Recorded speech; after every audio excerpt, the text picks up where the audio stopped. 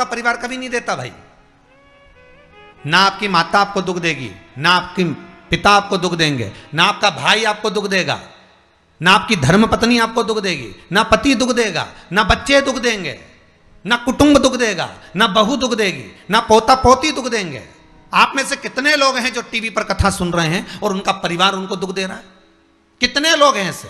कभी विचार करना एकांत में बैठकर कि आपको ना आपकी पत्नी दुख दे रही है, ना आपको आपका पति दुख दे रहा है, ना आप अपने पति को तलाक दे रहे हो, ना आप अपनी पत्नी को तलाक दे रहे हो, ना आपका बेटा आपको दुख दे रहा है, ना आपकी बहू आपको दुख दे रही है, ना आपका कुटुंब के लोग, परिवार के लोग, भाई आपको दुख दे रहा है। ये कहीं नहीं हो सकता।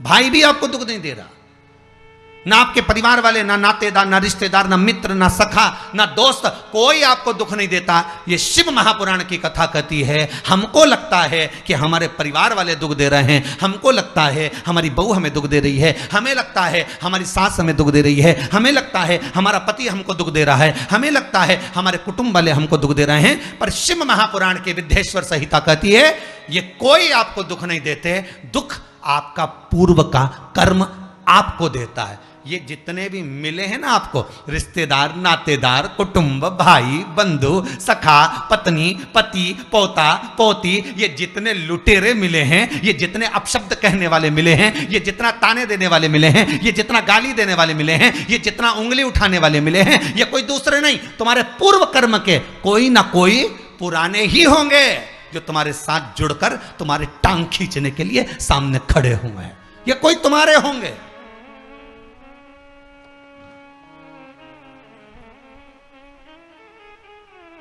तो ये सब दिमाग से निकाल दीजिए आप, आपके ये चित्तवृत्ति बुद्धि से ये बात सब निकाल दो। जितने लोग कथा सुन रहे हैं ना, अपनी बुद्धि से निकाल देना कि मेरी बहू मुझे गाली दे रही है। हाँ, तूने किसी गाय को रोटी नहीं दी और दी भी होगी, दूसरी बार गाय आ गई होगी तो डंडा मार के भगा दिया, वही बहू आई है, वाणी के डंडे कुदा रही है।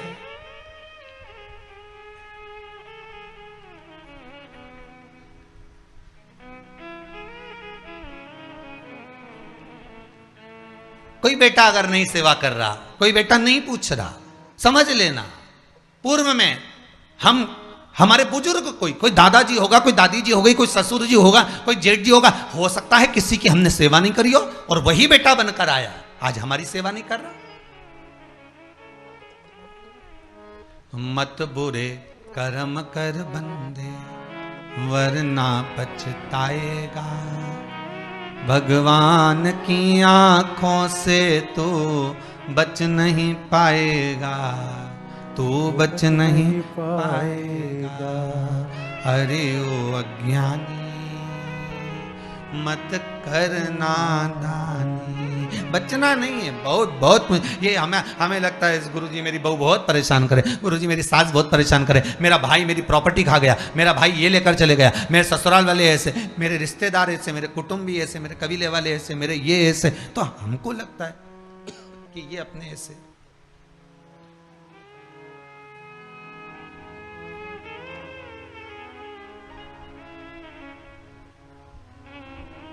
हमको लग रहा है कि ये हमारे ऐसे हैं, हमारे को लूट रहे हैं, हमको ऐसा परेशान कर रहे हैं, हमको ऐसा कर रहे हैं, पर नहीं भाई। शिव महापुराण की कथा कहती है कोई हमको कष्ट नहीं देता। एक बार पहले भी कथा में कहा, आज फिर कह रहे हैं आपको महाराज, फिर कह रहे हैं, आज फिर कह रहे हैं।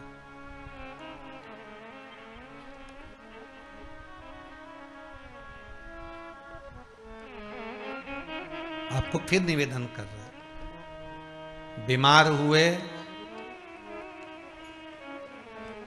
देवास में, बीमार हुए भोपाल में, बीमार हुए सीहोर में, बीमार हुए कहीं, डॉक्टर को दिखाने जा रहे हैं इंदौर, डॉक्टर को दिखाने जा रहे हैं भोपाल, डॉक्टर को दिखाने जा रहे हैं देवास, मुंबई, पुणे, जहाँ तहाँ हम डॉक्टर को दिखाने के लिए जा रहे हैं। वहाँ हॉस्पिटल में हमने सुई लगवाई, इंजेक्शन लगवाया, वहीं से कहीं कुछ चीरा फाड़ी कर दी, ऑपरेशन कर दिया।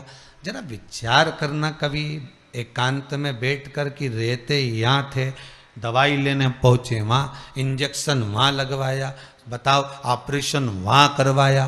तो इतने सारे हॉस्पिटल, कहीं ना किसी ने कहा सूरत भी जा सकते हो, किसी ने कहा अहमदाबाद चले जाओ, किसी ने कहा वहां चले जाओ, कोई कहा पूना चले जाओ, कोई कहा मुंबई चले जाओ, कोई के इंदौर चले जाओ, कोई के भोपाल चले जाओ, पर रहने वाला कहाँ का और जाकर ऑपरेशन करवा रहा है कहाँ पर? विचार करिएगा। रहने वाला कहाँ का और इंजेक्शन लगवा रहा है कहाँ जाकर? जरा विचार करिएगा।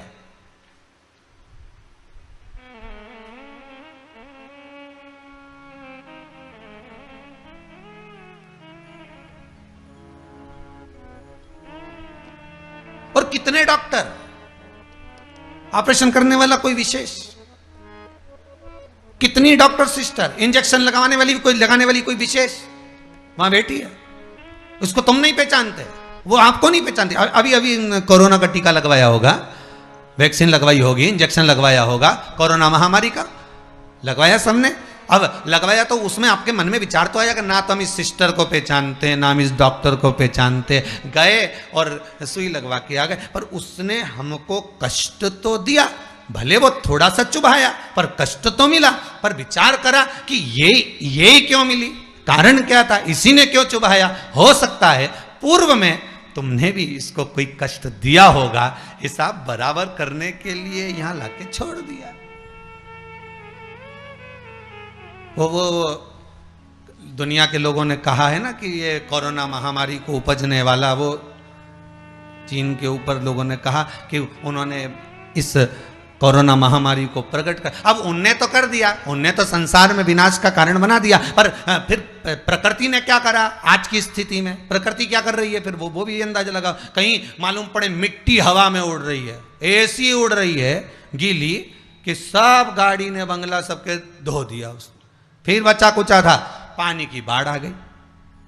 अगर हम दूसरे को कष्ट दे रहे हैं, हम दूसरे पर उंगली उठा रहे हैं, हमने एक उंगली अगर किसी पर उठा दी, हमने उंगली उठाकर कह दिया वो ऐसा है, उसने ऐसा करा, उसने वैसा करा, हमने एक उंगली उठा दी, भले तुम विद्वान हो, भले तुम्हारे में विद्वत्ता है, पर हम किसी पर अगर एक उंगली उठा रहे हैं तो ये 3 उंगलियां हमारे भीतर जा रही है कि अपने अंदर झांक कर देखो कि आप कैसे हो, अपने भीतर झांक कर देखिए कि आप में क्या तत्वता है। जो हम दूसरे में कुछ खोट देख रहे हैं तो हम में कितना खोट भरा होगा, हम में कितना कपट भरा होगा, तभी तो सामने वाला कपटी नजर आ रहा है। जैसा चश्मा लगाओगे सामने वाला व्यक्ति वैसा ही तो दिखेगा। लाल कलर का लगाओगे तो लाल दिखेगा, काला लगाओगे तो काला दिखेगा, पीला लगाओगे तो पीला दिखेगा। नेत्रों में जो काम, अगर अहंकार है तो अहंकारी दिखेगा, लोभ है तो लोभी दिखेगा, वासनावान है तो वासनावान दिखेगा, तृष्णावान है तृष्णावान दिखेगा, चोर है चोर दिखेगा, कपटी है कपटी दिखेगा, बेईमान है बेईमान दिखेगा, अज्ञानी है अज्ञानी दिखेगा। आपकी दृष्टि जैसी होगी सामने वाली की सृष्टि वैसी ही नजर आएगी, सामने वाला व्यक्ति आपको वैसा ही दिखेगा। आपका चित्त अच्छा है, आपका मन अच्छा है, आपके दिल अच्छा है, आपके भाव अच्छे हैं, सामने वाला भी वैसा ही नजर आएगा। भगवान कृष्ण ने भेजा था दुर्योधन को अच्छा ढूंढने के लिए, एक अच्छा नहीं मिला। युधिष्ठिर को भेजा था पूरी पृथ्वी पर से कोई बुरा व्यक्ति ढूंढ कर लाओ, युधिष्ठिर को बुरा नहीं मिला, क्योंकि उसकी युधिष्ठिर की बुद्धि में, चित्त में ये भरा था, उनकी वृत्ति में ये भरा हुआ था कि बुरा कोई है ही नहीं, संसार में कुछ ना कुछ अच्छाई दिखी जाएगी। बुरा जो देखन में चला बुरा न मिलिया कोई। हम देख रहे हैं, हम चित्तवृत्ति से, हम विचार।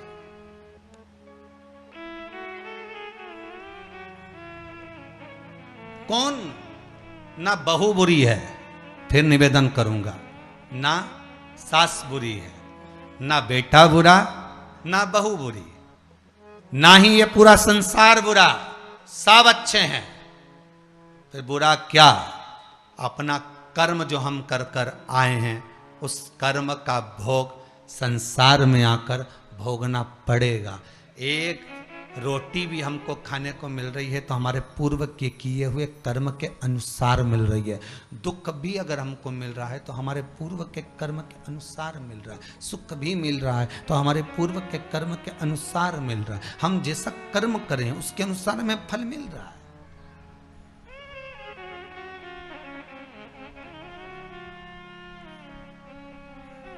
इसलिए बारंबार कहा था कि मान मेरा कहना नहीं तो पछताएगा, माटी का खिलौना माटी में मिल जाएगा, हेट बूट सूट सब यहीं रह जाएगा, और माटी का खिलौना माटी में मिल जाएगा। ये हेड रह गया, ये बूट रह गया, ये सूट रह गया, सब पड़ा की पड़ा रह गया, सब धरा की धरा रह गया। इसका मूल तत्व क्या है? इसकी महत्वता क्या है?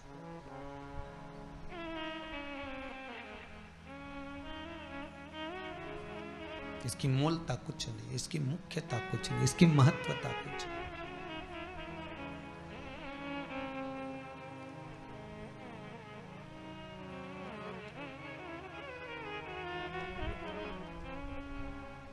किले भोले का नाम, भगवान शिव का मंत्र, नाम स्मरण जप कीर्तन सुख दे।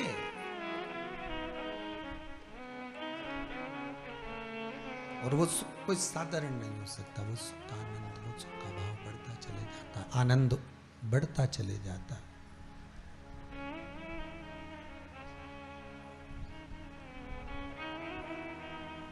ले भोले का नाम काहे यूं भटके, मिलता है आराम काहे यूं भटके। इस शिव का नाम लेकर हम जब शंकर का नाम लेकर जब अग्रण्य हो जाएं, प्रेशर खोलिए महाराज, प्रेशर खोलिए। हम शिव का नाम लेकर जब अग्रण्य बढ़े, आगे बढ़े,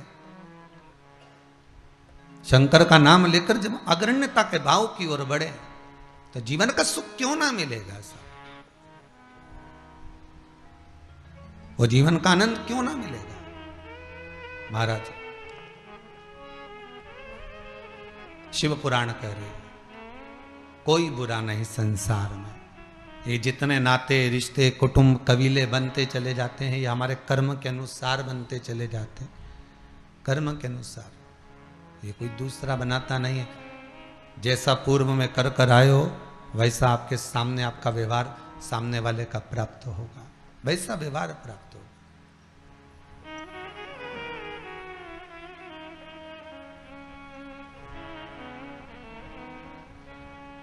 शिव पुराण कह रही है, शंकर की कथा कह रही है, शंकर का अनुमोदन कर रहा है महाराज। अच्छी संगत में बैठोगे, अच्छी संगत में अगर विराजमान होगे तो सुख अपने आप मिलेगा। माता के गर्भ से अगर आपका जन्म हुआ है तो कुछ अच्छा करने के लिए ही हुआ है। अगर आप बैठकर आस्था चैनल के सामने शिव महापुराण की कथा सुन रहे हो तो अपने आप को गौरवान्वित महसूस करना। थोड़ा न थोड़ा परमात्मा की कृपा, पूर्वजों का आशीर्वाद आपको ऊपर हुआ है, इसलिए आप शंकर की कथा को सुन रहे हो, शिव का भजन कर रहे हो। श्रावण के महीने में आज शिवरात्रि के दिन शंकर का अनुमोदन कर रहे हो।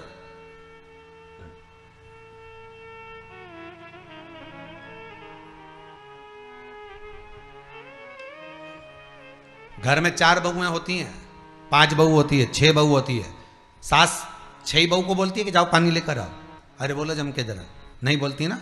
सास किसी एक का नाम लेगी, ए बेटा, ए लाली, एक बहू का नाम लेगी और उसको पुकारेगी और पुकार कर कहेगी जरा मेरे लिए 1 गिलास पानी ला दे बेटा। बहू जाएगी, पानी ला कर देगी। अब सास ने वो 3 को क्यों नहीं बुलाया रे?